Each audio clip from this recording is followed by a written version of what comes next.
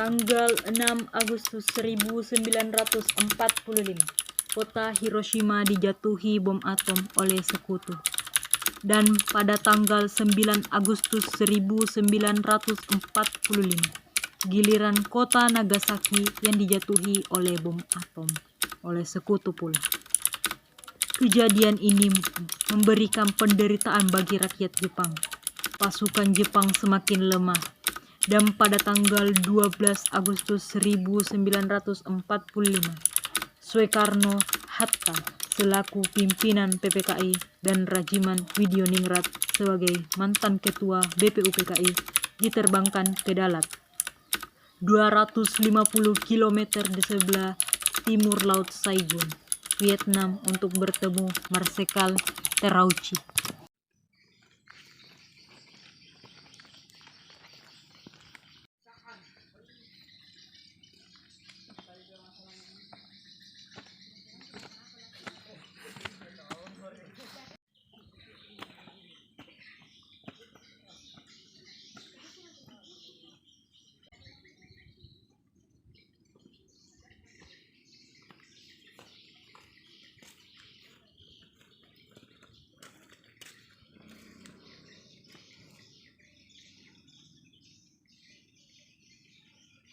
Saudara Soekarno, Hatta, dan Rajiman, saya sebagai utusan dari Jepang ingin menyampaikan suatu hal, yaitu Jepang akan menyerahkan kemerdekaan kepada Indonesia sesuai dengan perjanjian Perdana Menteri Kuniaki Koiso. Dengan cara apa Jepang akan memberikan pernyataan merdeka kepada Indonesia? Dengan memproklamirkan kemerdekaan Indonesia dilangsungkan dalam beberapa hari ke depan. Benar, saya sangat setuju karena PPKI adalah badan yang bertanggung jawab untuk menyusun proklamasi kemerdekaan. Saya sependapat dengan Anda, Bu. Tetapi kita tetap harus menyelenggarakan memproklamirkan kemerdekaan Indonesia, Bu. Maaf, tetapi pihak Jepang menginginkan kemerdekaan Indonesia diselenggarakan secara cepat pada tanggal 24 Agustus 1945. Akan saya pikirkan kembali permintaan Anda, karena kami harus membicarakannya dengan PPKI. Baik, kalau begitu, kami harus undur diri. Terima kasih. Baiklah, hati-hati di jalan.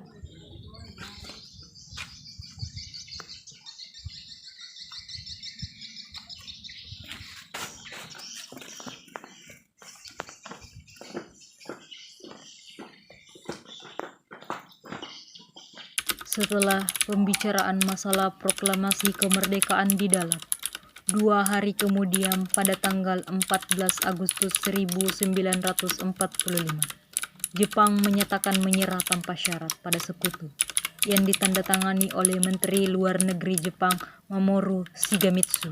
Berita tentang kekalahan tersebut sangat dirahasiakan oleh Jepang. Bahkan semua stasiun radio disegel oleh Jepang. Tetapi tokoh golongan muda yakni Sultan Syahrir, Wikana, Darwis, dan Khairul Saleh mendengar kabar ini melalui radio BBC.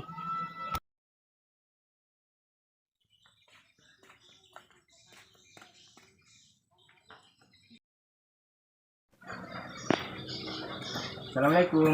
Waalaikumsalam warahmatullahi wabarakatuh. Kawan-kawan, tentara Jepang telah menyerah kepada sekutu.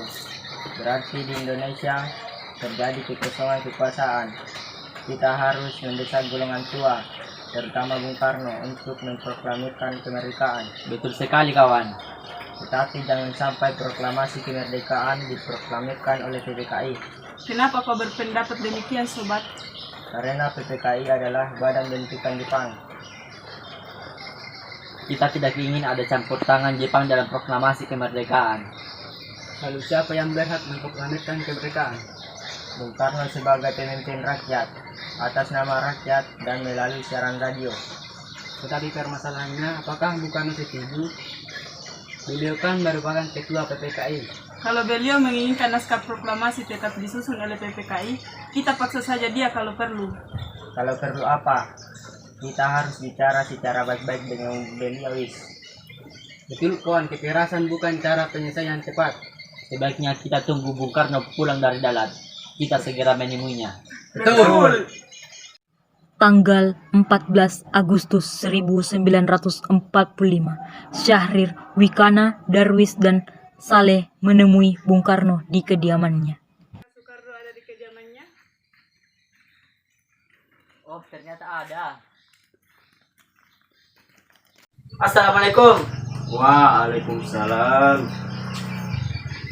Silakan duduk. Ada maksud apa saudara-saudara datang kemari? Begini Bung Karno, Jepang telah menyerang Bung. Kami minta Bung Karno segera memproklamirkan kemerdekaan. Tapi kan ada badan yang lebih berhak untuk merumuskan itu semua. Maksud Anda PPKI?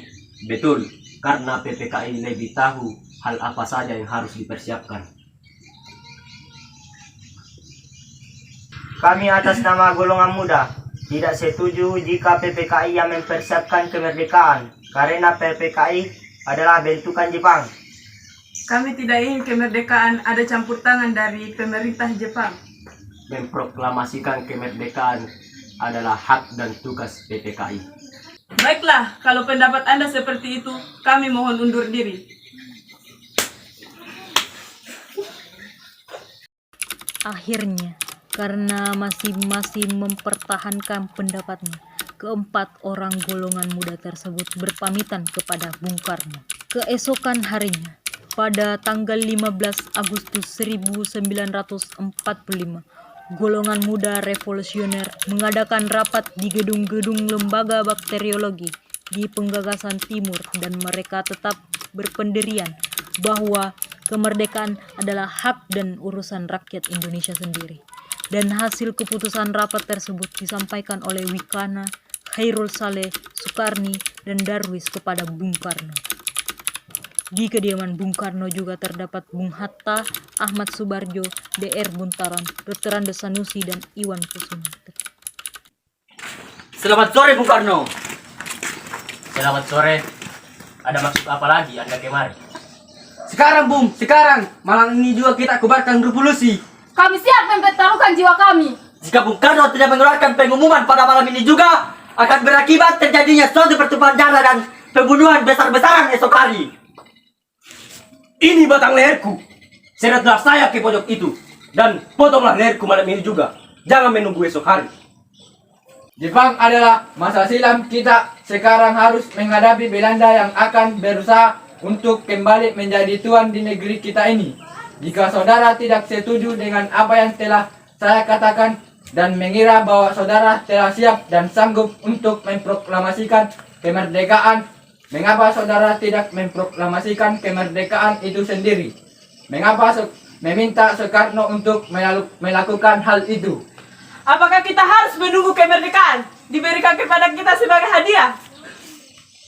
Kenapa bukan rakyat itu sendiri yang memproklamasikan kemerdekaannya? Kenapa bukan kita yang menyatakan kemerdekaan kita sebagai suatu bangsa? Kami bertiga telah membicarakannya dengan Jepang.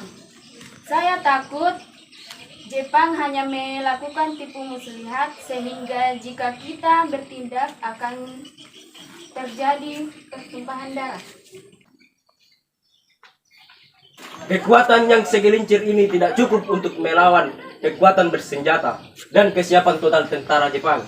Coba, apa yang bisa kau perlihatkan kepada saya? Mana bukti kekuatan yang diperhitungkan itu?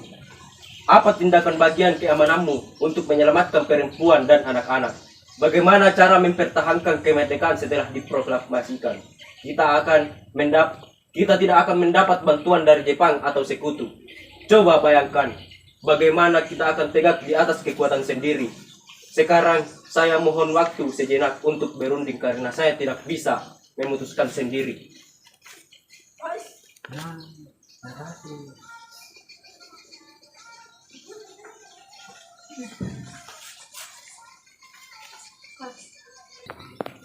Usul dari golongan muda tetap kami tidak bisa terima karena kurang perhitungan dan takut memakan banyak korban jiwa dan harta. Baiklah, kalau Anda tetap mempertahankan pendapat kalian, kami mohon undur diri.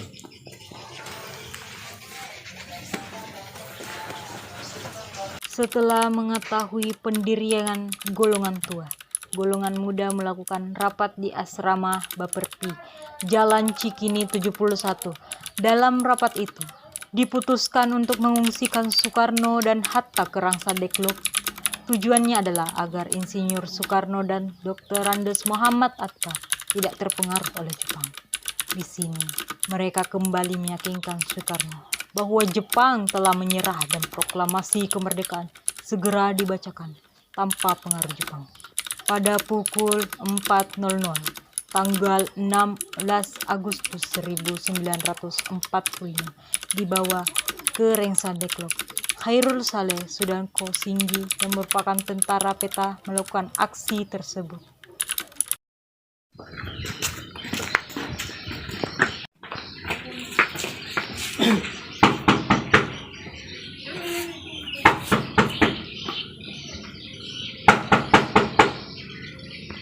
Siapa itu?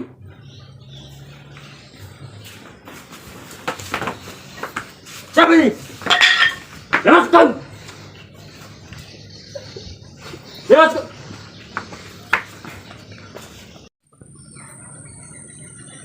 Kenapa kalian mencuri saya? Kenapa Anda tetap bersikeras Bung Karno kalau proklamasi harus disusun oleh PPKI? Bukannya saya tidak setuju proklamasi dibuat oleh kita sendiri. Tetapi kita harus melihat kondisi agar masyarakat tidak menjadi korban.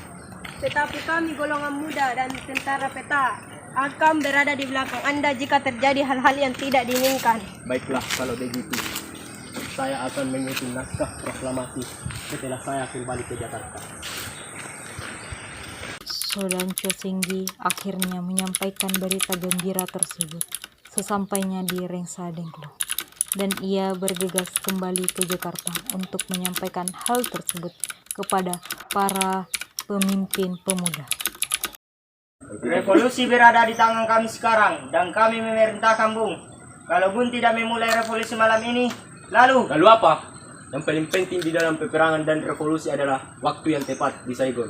Saya sudah merencanakan semua pekerjaan ini untuk dijalankan pada tanggal 17. Kenapa harus tanggal 17? Kenapa bukan sekarang atau tanggal 16 saja? Saya tidak bisa menerangkan secara akal.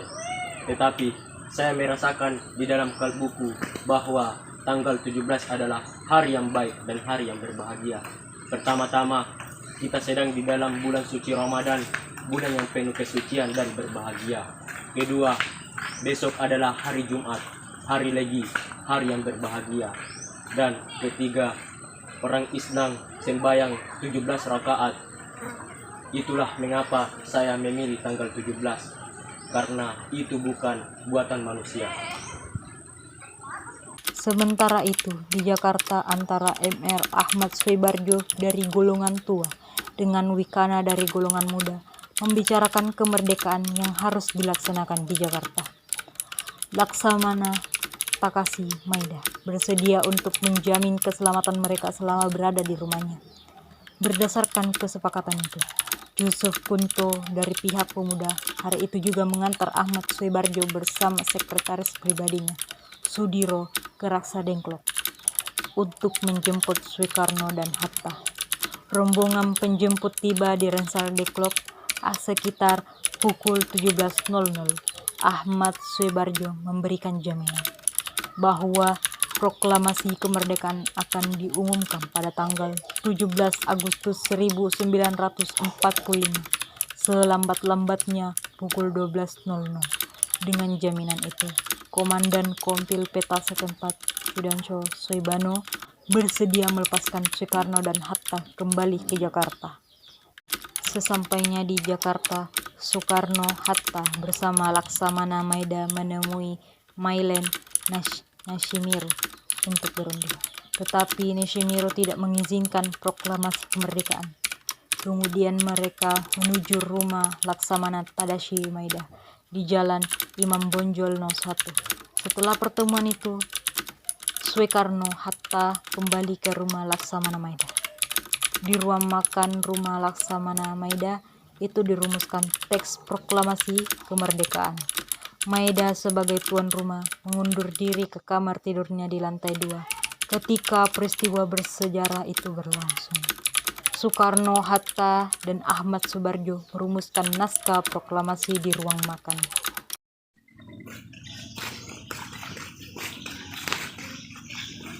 Silakan pakai saja rumahku, Bung Karno. Keamanan akan saya jamin. Terima kasih. Ruang mana yang bisa kami pakai? Ruang makan dan taman yang ada di samping rumah saya.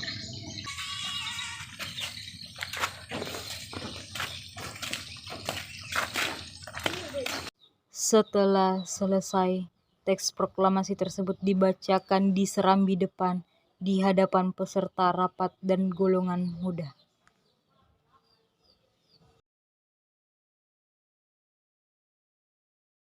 Keadaan yang mendesak telah memaksa kita semua mempercepat pembacaan proklamasi kemerdekaan.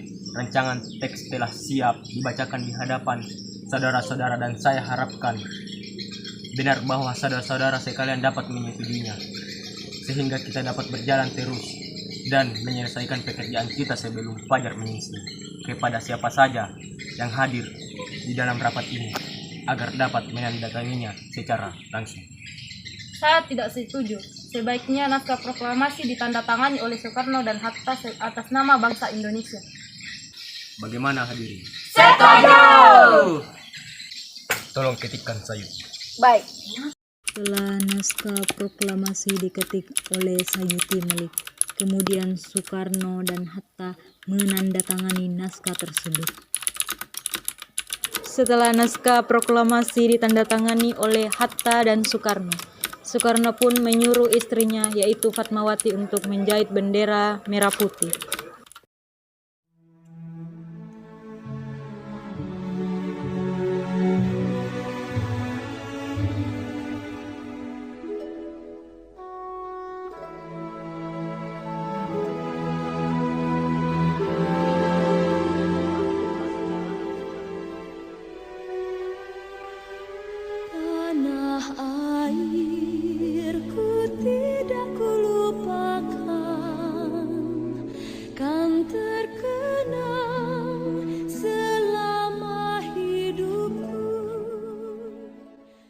Setelah terjadi perdebatan tentang di mana lokasi pembacaan naskah proklamasi, akhirnya disepakati bahwa pembacaan naskah proklamasi dibacakan di Jalan Pegangsaan Timur nomor 56 pukul 10.00. Para undangan dan warga Jakarta pun berbondong-bondong menuju kediaman Bung Karno tersebut. Bung Karno lalu menyampaikan pidatonya sebelum membacakan naskah proklamasi.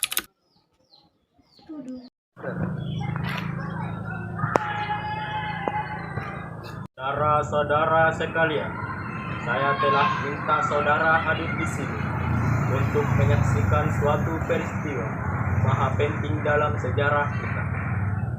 Berpuluh-puluh tahun kita bangsa Indonesia telah berjuang untuk kemerdekaan tanah air kita. Bahkan telah beratus-ratus tahun gelombangnya aksi kita untuk mencapai kemerdekaan kita itu ada naiknya, ada. Tetapi jiwa kita tetap menuju ke arah cita-cita. Juga di dalam zaman Jepang, usaha kita untuk mencapai kemerdekaan nasional tidak berhenti.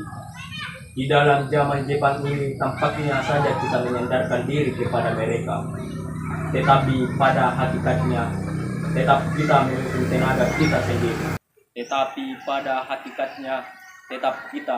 tenaga kita sendiri. Tetap kita percaya pada kekuatan sendiri. Sekarang tibalah saatnya kita benar-benar mengambil nasib bangsa dan nasib tanah air kita di dalam tangan kita sendiri. Hanya bangsa yang berani mengambil nasib dalam tangan sendiri akan dapat berdiri dengan kuatnya. Maka kami tadi malam telah mengadakan musyawarah dengan pemuka-pemuka rakyat Indonesia dari seluruh Indonesia. Permusyawaratan itu saya sekata berpendapat bahwa sekaranglah datang saatnya untuk menyatakan kemerdekaan kita. Saudara-saudara, dengan ini kami menyatakan kebulatan tekad itu. Dengarkanlah proklamasi kami. Proklamasi. Kami bangsa Indonesia dengan ini menyatakan kemerdekaan Indonesia. hal-hal yang mengenai pemindahan kekuasaan dan lain-lain diselenggarakan dengan cara seksama dan dalam tempo yang sesingkat-singkatnya. Jakarta, 17 Agustus tahun 1945, atas nama bangsa Indonesia, Soekarno-Hatta. Demikianlah saudara-saudara, kita sekarang telah merdeka. Tidak ada satu ikatan lagi yang mengikat tanah air kita dan bangsa kita. Mulai saat ini, kita menyusun negara kita, negara merdeka. Negara Republik Indonesia merdeka, kekal dan abadi. Insya Allah Tuhan memberkati kemerdekaan kita itu. Merdeka! Merdeka! Acara dilanjutkan dengan pengibaran bendera merah putih. Soekarno dan Hatta maju beberapa langkah menuruni anak tangga terakhir dari serambi muka. Lebih kurang 2 meter di depan tiang ketika SK Trimutri diminta maju untuk mengibarkan bendera.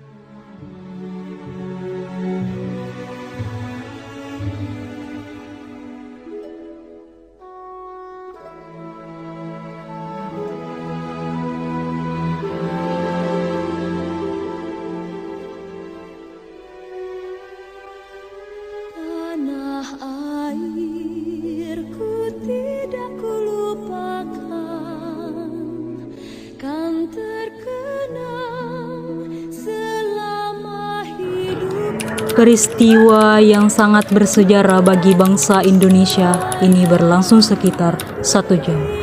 Meski sederhana, namun upacara itu dilakukan dengan hikmat. Indonesia merdeka, bangsa baru telah lahir.